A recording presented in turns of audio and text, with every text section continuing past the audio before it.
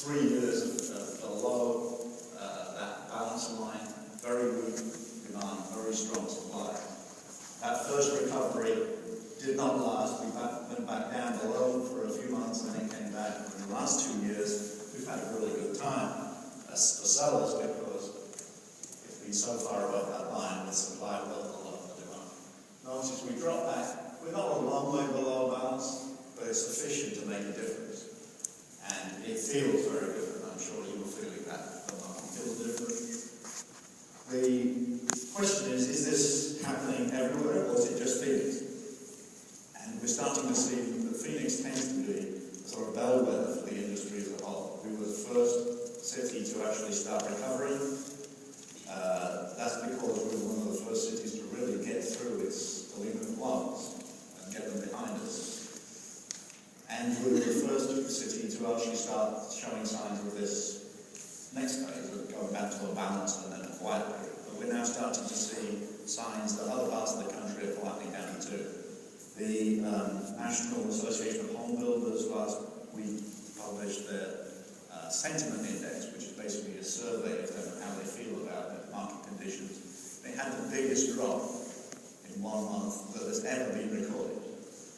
It's not that it's hit a real new low, but the reduction in optimism is the largest for just 1 month that we've seen between January and February. And you may have seen this morning we have the latest case-shiller numbers.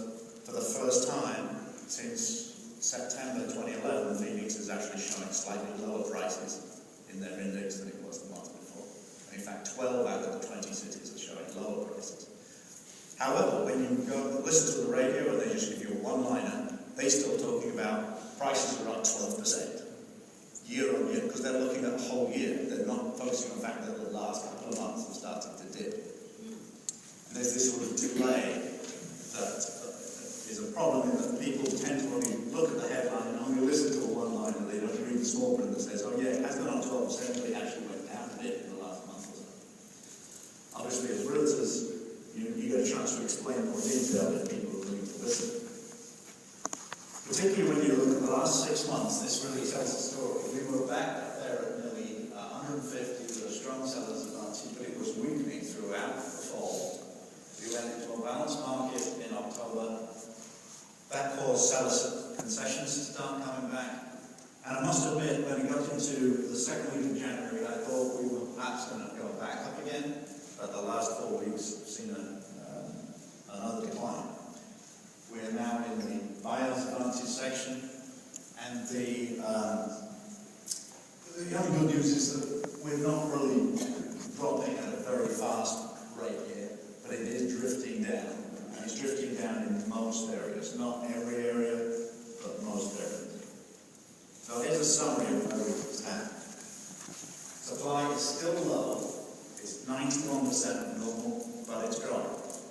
Last month it was like 87%. It's getting back towards normal. And everything will be fine if demand was 91% of normal, but actually demand is weaker than that. It's only 78% of normal. And we'll talk later about why it's demand so weak. There are lots of things that the media and many pundits have told us to worry about, which we should never have worried about, because they were fake.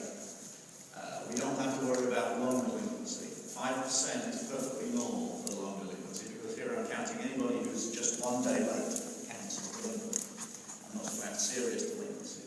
So 5.5% is nothing to worry about at all. We don't have a looming foreclosure problem. In fact, foreclosures are not only back to normal, they are now below normal. And if you count up the current rate of new notices going out, it's the second lowest of any of the 14 years. There's only 1 year that was lower, so that's pretty amazing. However, investors are the big area where we've lost demand. I mean, they've lost interest because the price has gone up. If you're an investor, it's about making money. It's about what does the rent get me, what does the home cost. And if the home cost keeps going up and the rent stays the same, eventually, hey, I'm losing money. Step out, let's find another place. They don't have to buy in Phoenix. I know an investor actually relocated to a different part of the country so he could buy houses there, because he was just bored with Phoenix. They couldn't find anything that made any sense anymore. And all real estate is local, so you can always find some part of the country where conditions are favourable for becoming a landlord.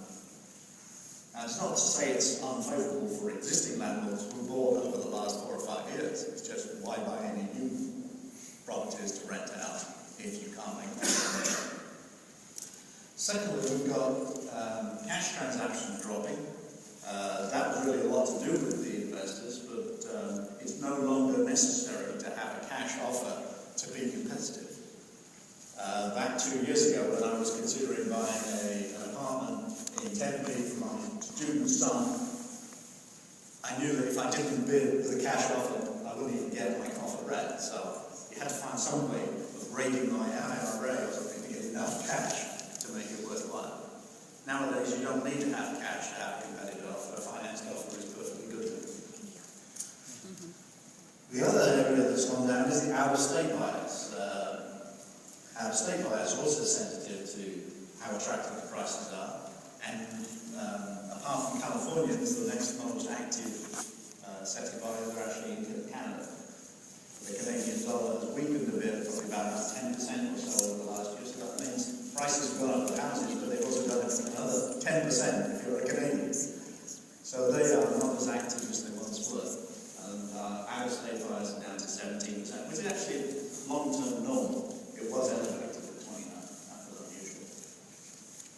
So with these conditions, prices are likely to come under downward pressure. We haven't seen much evidence of significant downward movement, but if conditions stay the way they are, then over the next 12 months, prices will be under downward pressure, not upward pressure. So there's certainly no set that should be thinking it will get more than the market is suggesting. It's more likely that they will have to adjust down.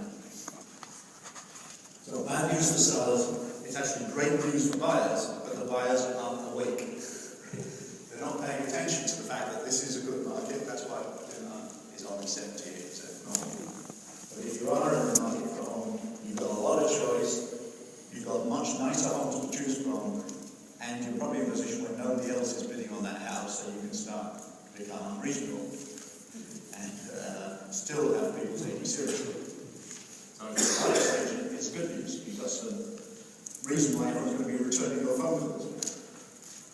Wasn't always like that. So the implications to realtors and their clients are price rises of stocks can't come anymore.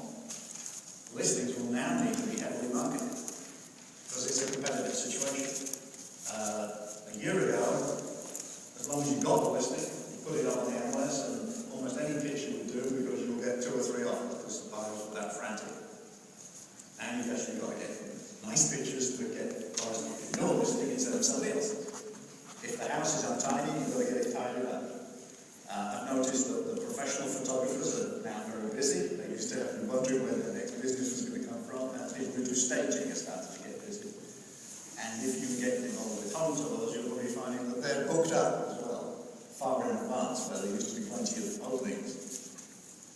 So it's a very different situation. And the average days on market is starting to go up. It's not exceptional yet. 64 is lower than normal. 84 is kind of normal. But the trend is discouraging. It's probably going to get to 100 before too long. So you should get your sellers used to the fact that it's going to take them 3, maybe 4 months, even when they price it right.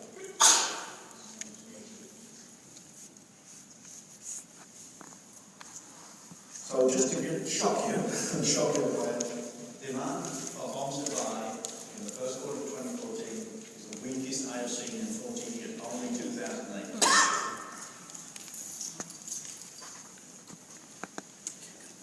So that's a challenge you can weaken up. That's a big complacency. And it's surprising to me too. I mean, I was not expecting this to happen 6 months ago, but the numbers do not lie. I can't have sales, I can't have what's in escrow. And although we are seeing positive trend, that's because it's seasonal. We always see more sales in March than we do in February. We always see February in January. It's a question of how much is the acceleration